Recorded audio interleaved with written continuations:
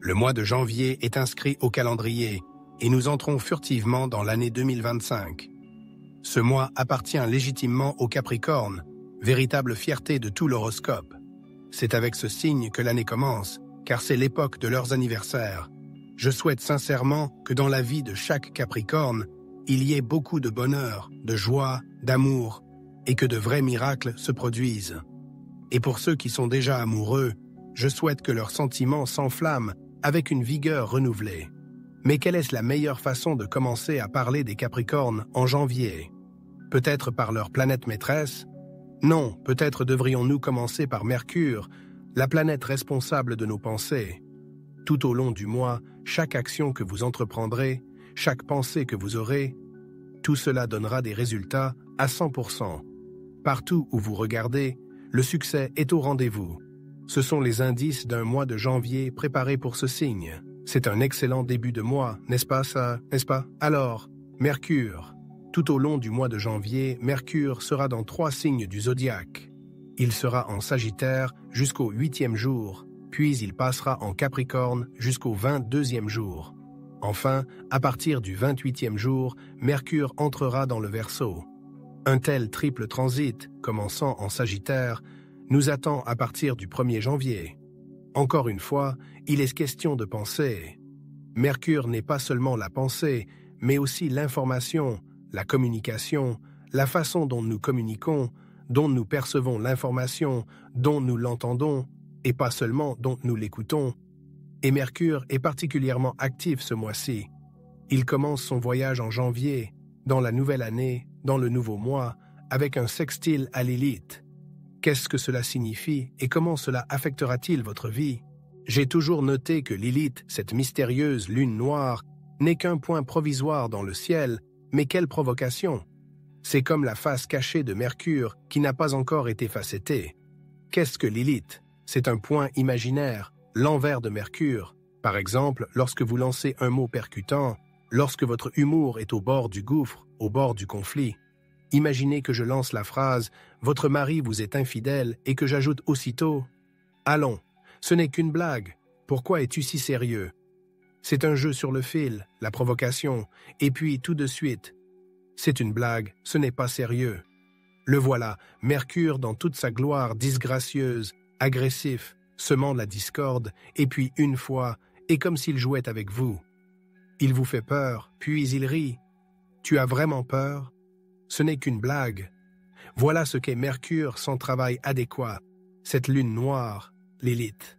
Parfois, elle crée des situations tellement insidieuses que vous devez en assumer les conséquences pour le reste de votre vie. Vous réagissez à une phrase lancée et en réponse vous entendez « Je plaisantais. Pourquoi réagis-tu comme ça? Ce n'est pas vrai, c'est juste une blague. Tu ne comprends pas l'humour ?» C'est le genre de farce que Lilith organise et c'est à partir de janvier qu'elle commence son jeu. J'ai toujours insisté sur le fait que 2 signes du zodiaque sont les moins susceptibles de tomber dans le piège de Lilith, et l'un d'eux est le Capricorne. Mais tout commence par là, par une provocation, et le Capricorne se défend immédiatement. Pour lui, le ridicule ou la provocation sont inacceptables, et le résultat ne se fait pas attendre. Vous apprenez quelque chose, vous entendez quelque chose, vous tombez sur quelque chose quelque part, même sur Internet. Aucune réaction. Et l'absence de réaction est le signe le plus sûr de la victoire sur Lilith. Ainsi, le rapide Mercure prend de l'ampleur et ne laisse aucun répit. Les pensées fourmillent, ne s'apaisent pas un instant. Le 19, alors que Mercure est déjà dans votre signe, il se passera quelque chose de vraiment magnifique. Il tendra une main amicale à Saturne lui-même, votre patron céleste. Il s'agira d'un sextile, un aspect harmonieux qui promet de la chance dans les affaires et les entreprises. Lorsque Mercure sextile Saturne, vous pouvez vous attendre à quelque chose de significatif et de lourd. Les informations qui vous seront révélées durant cette période, les personnes avec lesquelles vous devrez communiquer, tout sera empreint d'autorité. Vous rencontrerez alors une personne que vous voudrez suivre, dont les paroles vous paraîtront convaincantes, dont vous voudrez mettre en œuvre les idées.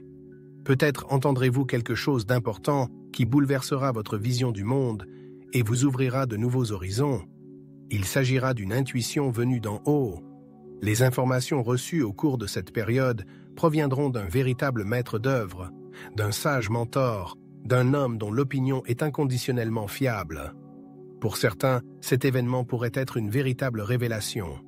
Le sextile entre Mercure et Saturne vous apportera une connaissance avec laquelle vous serez absolument d'accord, que vous accepterez de tout votre cœur. Mais hélas, tout n'est pas sans nuages. Le 23, Mercure entre à nouveau en conflit avec Lilith et forme un carré dur. J'ai déjà mentionné ce type d'opposition le 1er du mois, et la voici à nouveau. Cela signifie que vos pensées risquent une fois de plus de déraper. Les doutes intérieurs tournent dans votre tête comme des mouches nuisibles et vous empêchent de vous concentrer. Le 2e jour, vous ressentirez une élévation extraordinaire, et le 19, grâce à un sextile à Saturne, vous pourrez même ouvrir votre âme à quelqu'un et lui faire part de vos pensées les plus intimes. Mais le 23, lorsque Mercure conjoncte Lilith, le doute vous envahit à nouveau. Pourquoi ai-je fait cela? Pourquoi ai-je dû être honnête? Ces questions vous tourmenteront, semant l'incertitude. Ces doutes ne sont pas fondés, mais Lilith est insidieuse et persistante. Il est étonnant de voir comment cette planète parvient à influencer si fortement nos pensées et nos actions en un mois, à quelques semaines d'intervalle. Imaginez que vous vous dirigez avec passion vers votre objectif, que vous vous rapprochez pas à pas de votre rêve et que soudain quelque chose vous fait dévier de votre chemin, vous fait douter de la justesse de la direction choisie. C'est l'influence de Lilith qui apporte le chaos et la confusion dans nos vies. Le 27, alors que Mercure est déjà installé dans vos signes, il forme un élégant sextile à Vénus. Cet aspect est une promesse de romance, de rencontre, de rendez-vous et d'assistance à des événements agréables. Il élèvera votre état émotionnel, vous permettra de vous détacher de la réalité et de vous immerger dans un monde de beauté, de joie et de plaisir. Ne vous en privez pas, car cet aspect est vraiment magnifique. Mercure, se trouvant dans vos signes, éveillera en vous une envie de romantisme. Ne lésinez pas sur les mots agréables à l'égard de vos proches, de vos enfants, de votre famille et de vos amis. N'ayez pas peur de paraître faible, de montrer vos émotions ouvertement et franchement. Beaucoup de Capricornes se considèrent comme affectueux, mais, croyez-moi, ce n'est qu'une apparence. Le 19, Mercure et Vénus formeront à nouveau un aspect. C'est le bon moment pour vous exprimer, parler de vos sentiments et déclarer votre amour. Parlez d'amour et de sentiments à tous ceux qui vous entourent, y compris à vos enfants. N'oubliez pas de dire à vos enfants, à vos parents et à vous-même « Je me respecte, je m'aime, je m'écoute ». Cet aspect doux entre Mercure et Vénus vous permettra de révéler toutes vos émotions et tous vos sentiments. Ensuite, dans les prévisions astrologiques, Mercure forme un aspect dur avec Mars. Cela se produit le 23, et le même jour, imaginez, Mercure fait un aspect très favorable à Uranus. Quelle étonnante synchronicité!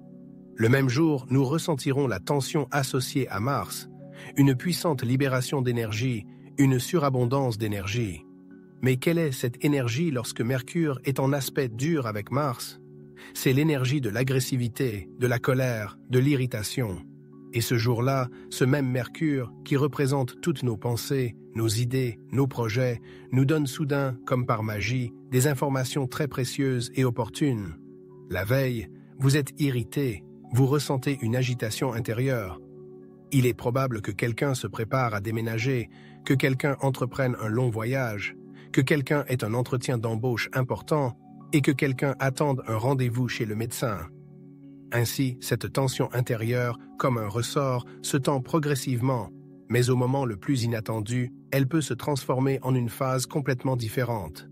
Mercure fait un trigone magnifique et inattendu, un aspect harmonieux avec Uranus.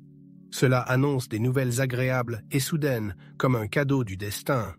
Supposons que vous receviez l'information que votre vol est retardé en raison de conditions météorologiques défavorables, mais que presque instantanément, on vous annonce que le temps s'éclaircit, que le vent change de direction et que vous pourrez effectuer le voyage prévu. Ou encore, supposons que vous envisagiez de changer d'emploi, de déménager dans une autre ville et que certains obstacles se dressent sur votre route. Mais ces obstacles, comme par magie, sont résolus de manière inattendue. Une personne sur laquelle vous comptiez vous laisse tomber et vous dit « Désolé, j'ai promis de vous aider, mais je ne pourrai pas venir, je suis occupé. » Puis, 1 heure plus tard, vous rappelle et vous dit Vous savez, j'ai tout changé et nos plans sont toujours valables. Tout s'est passé comme prévu, tout s'est passé comme prévu.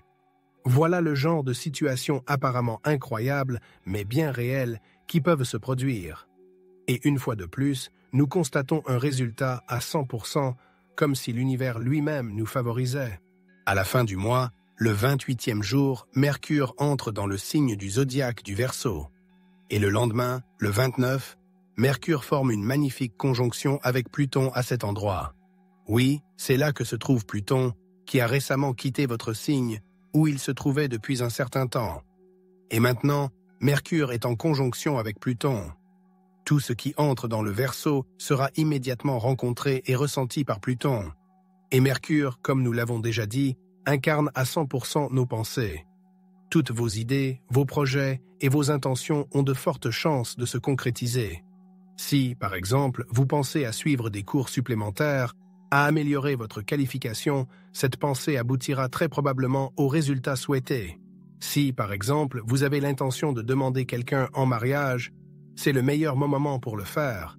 Si vous recevez une offre pour un nouvel emploi, il est probable que ce soit la meilleure de toutes les options possibles. En d'autres termes, toutes les informations que vous recevez le 29 sont susceptibles d'être extrêmement favorables et prometteuses. Voilà, en résumé, les principaux points liés au mouvement de Mercure au cours du mois. Le 13 du mois, nous aurons une pleine lune qui se produira sous le signe du Cancer. Cet événement promet une harmonie absolue. La pleine lune affecte notre environnement émotionnel et c'est le signe du Cancer, gouverné par la lune, qui en est responsable. Pendant les 2 semaines qui suivront le 13, cette harmonie se construira progressivement, ce qui permettra d'équilibrer notre état émotionnel. En outre, nous ne pouvons pas ne pas mentionner le Soleil, qui se trouve maintenant dans le signe du Capricorne. Il brille, mais il ne dégage pas beaucoup de chaleur. Pendant cette période, le Soleil est très concret. Il ne se soucie pas du confort et de la chaleur. Notre ego est maintenant stable, il n'est pas sujet à des fluctuations. Le Soleil, représentant notre ego dans le signe du Capricorne, ne cherche pas à attirer toute l'attention sur lui, mais garde en même temps le contrôle de la situation. Dès le 4 janvier, le Soleil en Capricorne forme un aspect favorable, un sextile avec Saturne. Cela crée une position très forte, donnant un sentiment de toute puissance. Il semble que toute entreprise sera couronnée d'un succès à 100% et que tout objectif sera atteint. Pendant cette période, l'ego est dans un état où il est certain que l'année à venir sera la meilleure, l'année de la percée. Vous pensez que c'est au cours de cette année que se produira la rencontre que vous avez attendue toute votre vie. Vous êtes convaincu que c'est cette année que vous atteindrez les sommets de votre carrière. C'est un état d'harmonie et de confiance en soi, une garantie à 100% d'obtenir ce que l'on veut. C'est la position de force de notre ego. Que nous réserve l'avenir? Le 10, le Soleil fait un trigone avec Uranus. Cet aspect promet des offres inattendues, des découvertes fortuites et des rencontres. Imaginez que vous vous trouviez au bon endroit au bon moment, comme si le destin vous guidait. Vous vous dites peut-être « Je ne suis jamais passé par là, je ne suis jamais entré dans ce magasin, je ne suis jamais allé dans ce café. » Et c'est exactement là où vous vous trouvez qu'un résultat à 100% vous attend. Mais le Soleil ne nous réserve pas que des surprises agréables. Le 17, il forme un beau sextile avec Neptune. Cependant, il y aura quelques tensions lorsque le Soleil fera un aspect difficile avec Mars le 16. Comme nous le savons, Mars symbolise l'action, le mouvement et l'énergie. Mars est en Lion, et le Soleil gouverne le Lion. Mais le Soleil est avec vous en ce moment, et il y a une situation d'énergie accrue qui ne peut être dirigée que vers vous-même pour obtenir des résultats à 100%. C'est une sorte de confrontation. Imaginez que vous avez assemblé un puzzle et que l'image est complète. Mais vous voulez soudain y insérer un élément inutile qui ne correspond à rien. L'image est déjà complète. Vous avez le Soleil en Lion et Mars en Lion, et il y a une tension entre eux. C'est-à-dire que vous essayez d'ajouter quelque chose qui n'est pas du tout à sa place. Cette opposition peut même sembler amusante, et vous pouvez vous moquer de vous-même et dire « Où vas-tu ? Il y a du blizzard dehors, ça dérape. Où vas-tu ? » Quelqu'un peut avoir besoin de votre aide, mais vous, Capricorne, pensez d'abord à vous. Si vous êtes coincé dans une congère ou dans un embouteillage, comment pouvez-vous aider si vous ne vous êtes pas aidé vous-même? Cet aspect apparemment stressant donne en fait à réfléchir comme si vous vous disiez « Vous n'obtiendrez des résultats à 100% que si vous faites d'abord attention à vous et si vous prenez soin de vous avant de vous précipiter pour aider les autres, car il y a beaucoup d'obstacles sur le chemin. Ces obstacles surgissent en vous, ils ne s'intègrent pas dans votre emploi du temps, ils ne s'intègrent pas dans votre vie, et vous essayez de les y faire entrer. Vous n'avez pas besoin de créer quoi que ce soit d'artificiel. De cette manière, prendre la bonne décision vous permettra d'obtenir des résultats à 100%. Que nous réserve l'avenir? Le 29, par exemple, il y a une pleine lune dans la constellation du Verseau. Une pleine lune magnifique, je vous le dis, car elle sera sous l'égide de Pluton lui-même. Et Pluton, on le sait, c'est la vie elle-même, sa course inexorable. Et cette pleine lune promet d'être exceptionnellement favorable pour vous sur le plan financier. Il se peut que vous receviez des paiements inattendus ou que vous appreniez que des intérêts que vous auriez dû payer seront déduits. Imaginez, par exemple, que vous appreniez que vous ne devez pas payer d'intérêt sur un prêt ou qu'il y ait une réduction des paiements, voire leur annulation. D'une manière générale, cette pleine lune vous soutiendra financièrement. Le 10, la nouvelle lune promet également beaucoup de choses agréables. Vous pouvez notamment compter sur des primes supplémentaires au travail ou apprendre que vous y avez droit. Une promotion au travail n'est pas exclue. Cette nouvelle lune est pour vous un signe de réussite. En bref, Vénus entrera dans la constellation des Poissons le 3 janvier. Il s'agit de sa meilleure position, ce qu'on appelle son exaltation. Pour vous, cela signifie que l'influence favorable de la planète s'étendra à votre environnement immédiat. Vénus en Poisson représente la beauté, l'attrait, la féminité, la romance et tout ce qui a trait à la richesse matérielle. Tout se passera bien pendant cette période. Sur le plan matériel, il se peut que vous receviez un cadeau très précieux et nécessaire de la part d'un proche. Quelqu'un, peut-être, se demandera « Qui peut me faire un cadeau? J'aide tout le monde moi-même. » Mais ne vous étonnez pas si vos proches s'unissent pour vous offrir quelque chose de spécial. Par ailleurs, le 22, Saturne en Poisson forme une conjonction harmonieuse avec Vénus. En outre, Vénus formera un aspect favorable avec Mars et un sextile à Uranus le même jour. Vénus vous promet une offre d'emploi très lucrative. Vous pouvez recevoir une rémunération substantielle ou vos amis peuvent vous soutenir financièrement, par exemple. Des rencontres étonnamment agréables ne sont pas à exclure. Mars forme un trigone et Vénus et Mars construisent l'harmonie dans votre environnement.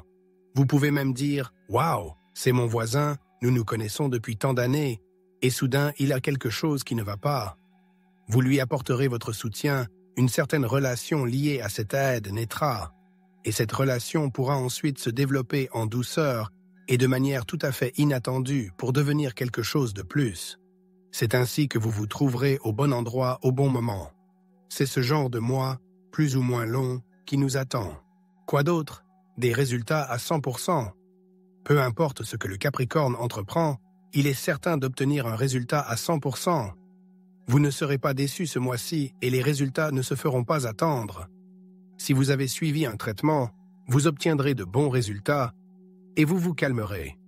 Si vous venez de commencer un traitement, vous constaterez immédiatement un effet positif. D'une manière générale, quoi que vous touchiez ce mois-ci, tout sera un succès. Vous pourrez dire avec fierté « Oui, je l'ai fait et regardez le résultat. Quelle chance j'ai eu de l'avoir fait !» Et ce résultat vous suivra à l'avenir. Alors, mes amis, j'en appelle à vous. J'attends avec impatience les fruits de mon travail sous la forme de vos marques d'approbation et, bien sûr, de vos abonnements. Je sais que beaucoup d'entre vous regardent régulièrement mes contenus, mais ne s'abonnent pas. Les statistiques montrent que 54% des téléspectateurs ne s'abonnent pas à la chaîne. Cette année, travaillons ensemble pour corriger cette situation et commencer à progresser vers un meilleur indicateur. Abonnez-vous, s'il vous plaît.